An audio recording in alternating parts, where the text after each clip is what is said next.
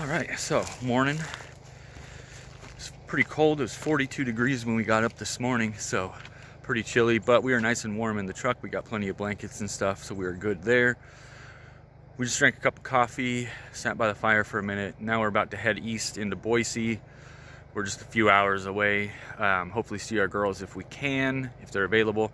Then we're gonna keep going east, a little bit further into Idaho, and we're gonna go to a campground. I think it's called Balanced Rock. It's one that Inga researched, so hopefully we'll be able to find that. And yeah, we'll show you some footage along the way, guys.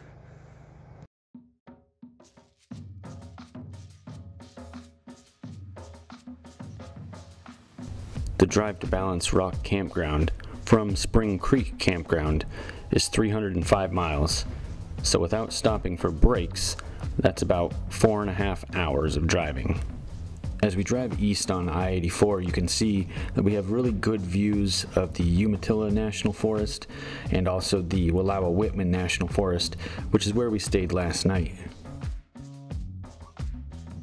As we drive east, the scenery shifts from trees and green to mostly brown and sagebrush, and that's a good indication that you're entering eastern Oregon. Now, eastern Oregon, though, I will be honest, does have some pretty cool places to explore. We went to Jordan Valley, which had a lot of great hiking. From what I can tell, some great camping out there as well, but we never did camp there. There's also Snively Hot Springs out there, which is pretty close to the Oregon-Idaho border, not too far off of I-84. There are definitely some things that are worth checking out if you're going to be in that area.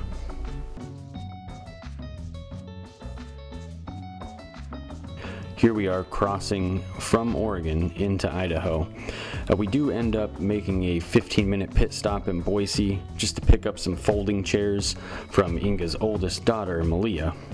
After that, it was back to I-84 East. Now, Idaho, in our opinion, is an underrated state as far as things to do and just great things to see. Has great mountains, has great lakes to explore. There's good hiking, good camping. Tonight we'll be in more of a deserty spot, but even though it's in the desert, it's just a hidden gem, which Idaho has a ton of little hidden gem campgrounds and camping spots, as we found throughout the years. The speed limit on I-84 in Idaho is 80 miles per hour, which is actually higher than anywhere else that we ended up driving throughout the trip. At 80 miles an hour, though, you'll be doing 1 mile every 45 seconds. So a 200-mile drive takes only 150 minutes, or 2.5 hours, to complete your 200-mile drive. At 70 miles an hour, you'll do a mile every 52.5 seconds. And the same 200 miles would take 175 minutes, which is just 5 minutes short of 3 hours.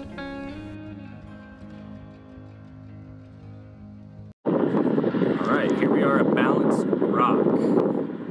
There you have it, ladies and gentlemen, Balanced Rock. We're not at the campground yet. The campground is down the road. Just parked on the side of the road here, but we're about a mile from the campground. We're heading there now.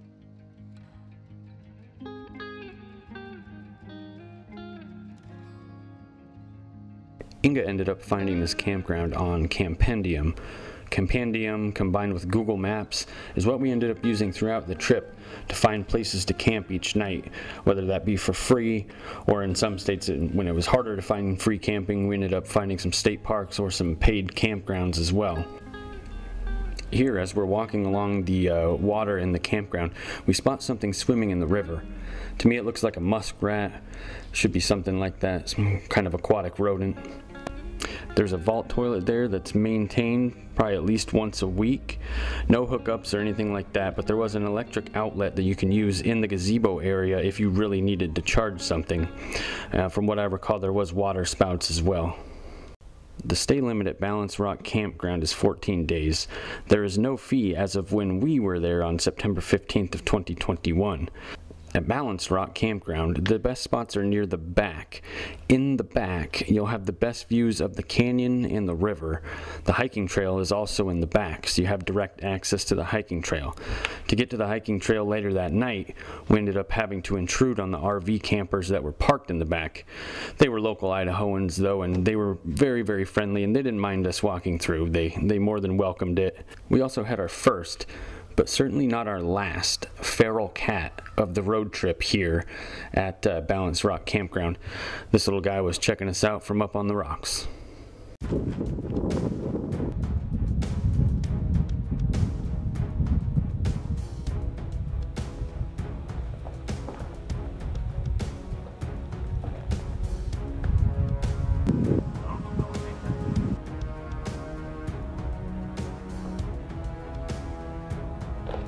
Oh gosh, babe. Okay, be careful. Okay, now let me. Overall, we actually really liked staying at Balanced Rock Campground. It was one of those places where we wish we probably could have stayed another day there at least, just to maybe go further up the hiking trail, maybe explore the area a little bit more. Unfortunately, it was one of those days that we got to stop there one day and move on. But now we know, and now other people that are watching this will know, that there's a great place out there if you want to get off at 84 and go down and pay it a visit. It's definitely worth it. It's a nice, safe place to stay for the night.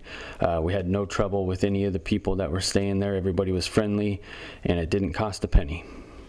One thing we will mention about the campground though, you're not allowed on the grass certain days of the week. You gotta watch the signs because the sprinklers actually come on.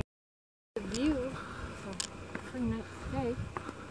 It's not much wind out here. Look at this. Here's a shelter for the night right here, ready made. Yeah. Ready to go.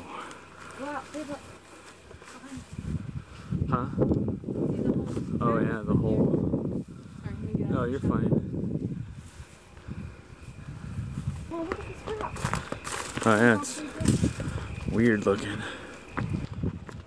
I feel like it looks like the trail keeps going up along the ridge. I don't know. So maybe they climb that way now? Maybe. Let me get in front of you, babe. So they don't have to go through the campsite? Look at this little cave we got over here. Hey, bear. Hey, bear.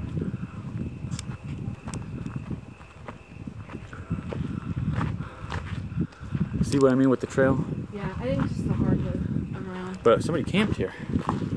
Or at least had a fire.